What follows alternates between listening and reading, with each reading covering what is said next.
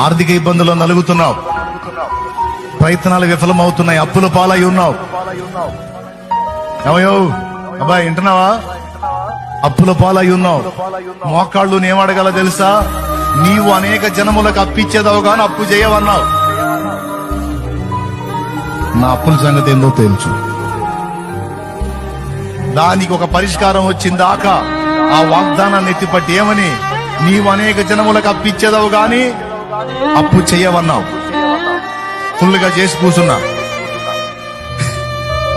మంచికో చెడ్డకో, తెలుసో తెలియకో తేడాబడ్డా.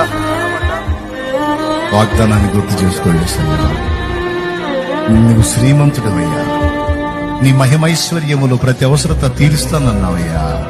ఒక్కసారి గుర్తు చేసుకొని వాగ్దానమును అన్ని వాగ్దానాన్ని ఎత్తి ప్రార్థన చేస్తా ఉండు.